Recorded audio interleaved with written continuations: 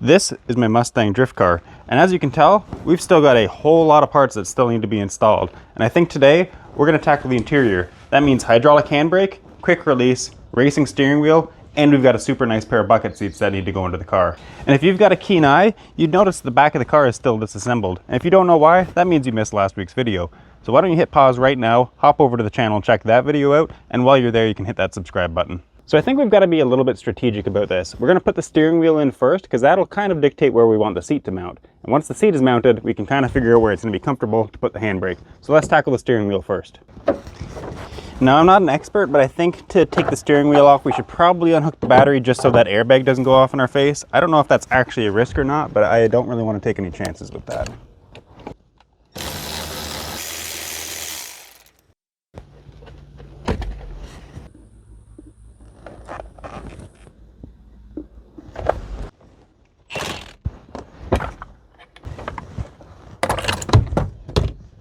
And now that I've straightened my wheel, pop the wheel back on just to straighten it out again, we're ready to put the hub back on.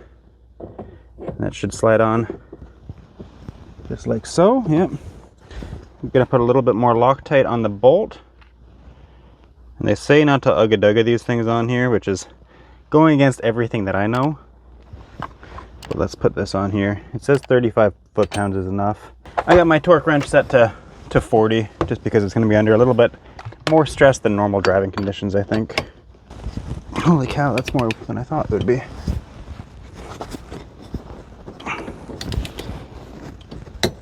There we go. Okay, now we've got the steering wheel bolted to the hub, the same way we bolted the hub to the hub adapter. So now let's go test fit this in the car, see how it looks. Never had any sort of aftermarket wheel before, and I've always loved the look of these. I always thought they were kind of drag racing style wheels. So I'm pretty stoked to have this. That sounds, oh God, that's stiff too. That is so sick. Let me get another pull of that. Kind of echoes through the wheel too. That's really cool. All right, last step.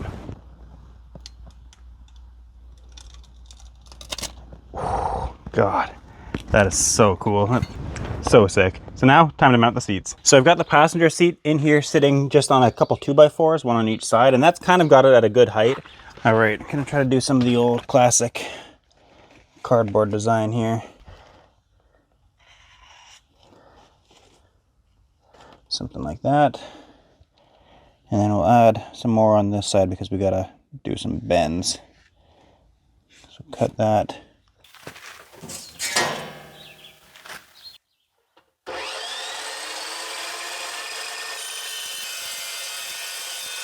Okay, I've got this dinky little angle finder. It's by no means precise, but it'll get the job done for what we're doing here. I'm going to use this to figure out maybe something like that, I think.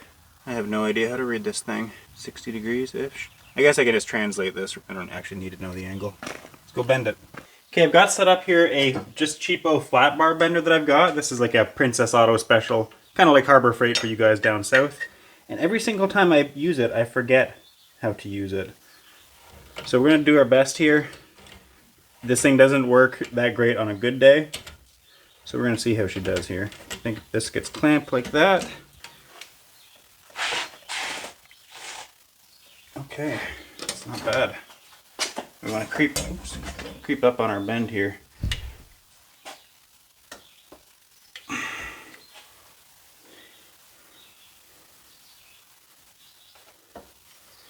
Not bad. First bend, let's go see if it fits.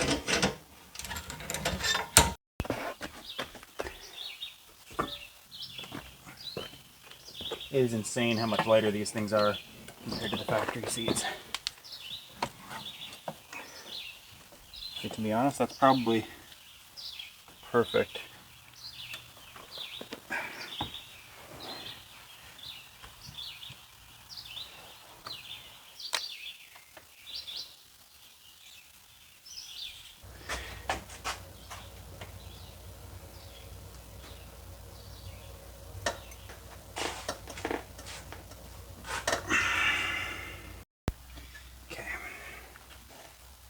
Ooh. Let me get you guys in here to see. So this one's got tons of overlap on that bolt. We can bring it way up here if we need to. And it's gonna be kind of hard to see, but that's kicked up a little bit too much. But if it push down on it, it'll be really close. And we got enough wiggle room up front that we can adjust it and get her as close to flat as we can. Super happy with that for the first try. Mark a little hole here.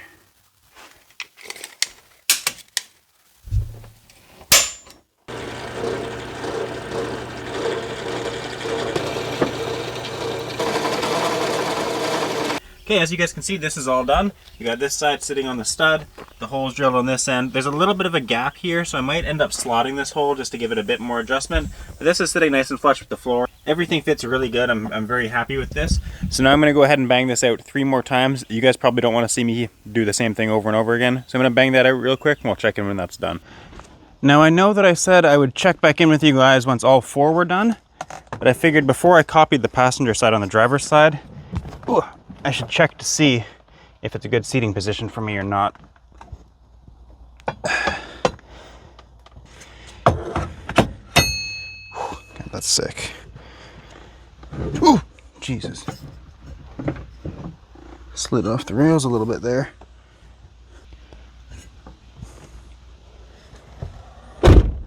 This is honestly a little bit intimidating knowing that this isn't going to be adjustable anymore. I feel like this is good. Okay.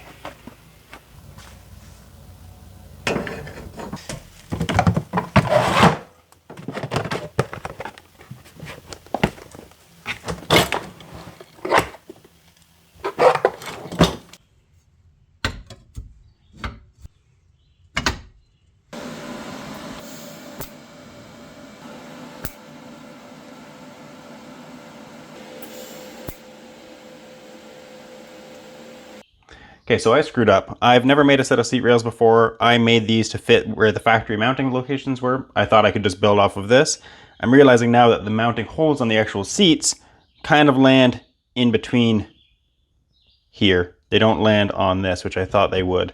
So I gotta come up with a new game plan. I don't know if I'm just gonna drill right on the very edge or if I can add a tab in here.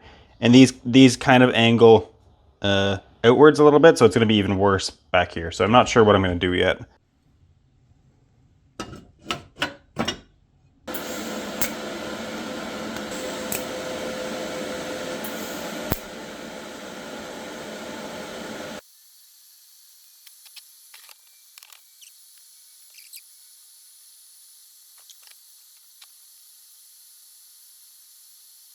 Alright, so the passenger side seat mount is all done here. I added this little piece on the front to mount a fire extinguisher to.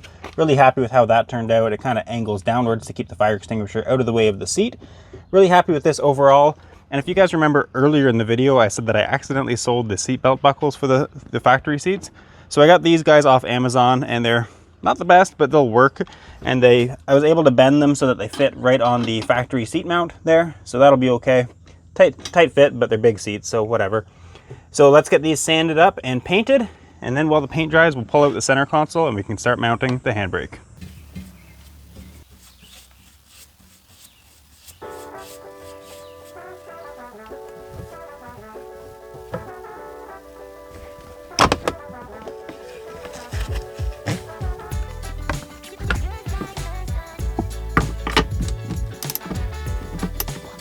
There we go. Almost lost my cool there.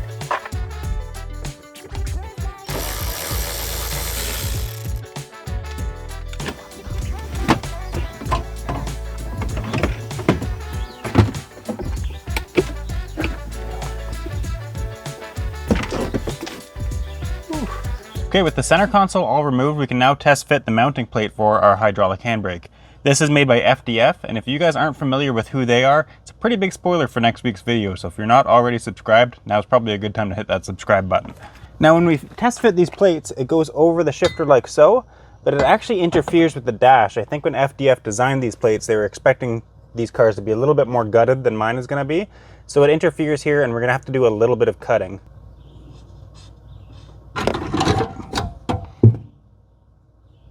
Huh. That makes things easier. Okay, the seat isn't bolted down because I thought I'd have to pull it out to get the console out anyways. So I just left it in here loosely, but it is roughly where it's going to be sitting when it's finished. Oh God, these seats are so cool. Okay.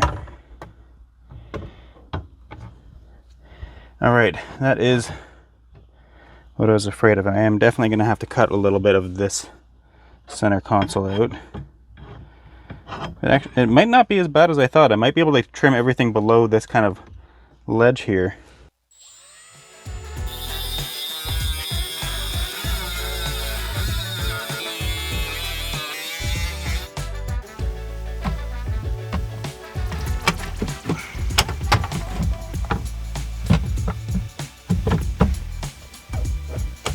Alright, so now is probably going to be the hardest part of this whole episode, and that is actually plumbing in the hydraulic handbrake. And this car is going to be twice as hard, for one, because I'm running a inline system, I'm not running dual calipers. And secondly, it's not just one brake line that runs front to back and then splits at the rear axle like you would expect a car to have. It actually has two separate brake lines that run all the way from the front of the car to the back. So the plan is that I'm going to take these brake lines running from the front of the car, there's two of them. I'm going to cut those and add in a T fitting right here. That T is going to run over to the handbrake. And then from the handbrake it'll come back out to another T fitting and continue on towards the back of the car from there. I'm definitely not going to be getting you guys the best angles because this is very cramped under here.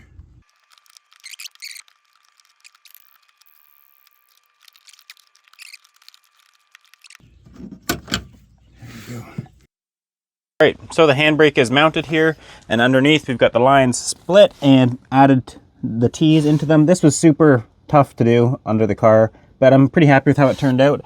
The only downside is I accidentally stripped a couple of the fittings. I'm hoping I got them tight enough before they stripped, but we'll start plumbing the handbrake and then I guess we'll find out, and maybe we'll put some vice grips on it or something to torque them up properly.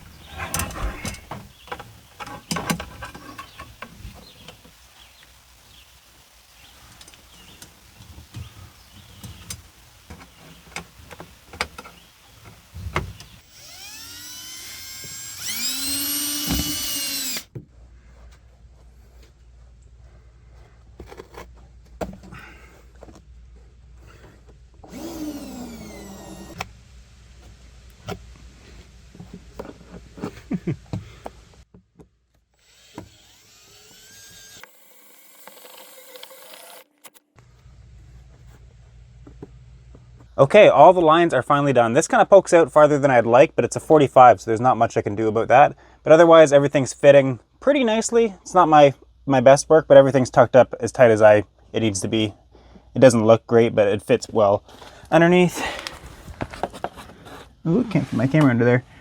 Kind of a disaster, but there's no good way to do this, so I'm happy with that. It's fairly flush with the underside of the car, not likely to get ripped off on anything. So now I think it's finally time to start putting the interior back together. There's a few pieces that we're gonna need to trim a little bit for brake lines and stuff like that, but overall it should just be buttoning up now, and I can't wait to see how this thing looks when it's back together.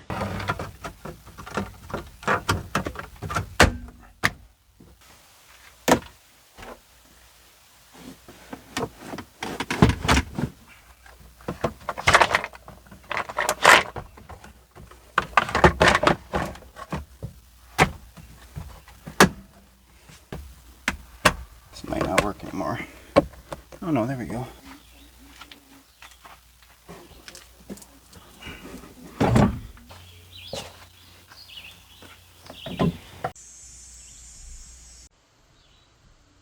God, this looks so sick. I can't wait to try this thing out at the track. And I'm going to be doing that 5 days from now. The track day is coming up really soon. And I've still got a ton of work left to do to the car. I'm going to be posting that video this time next week, guys. So thanks for watching. We'll see you then.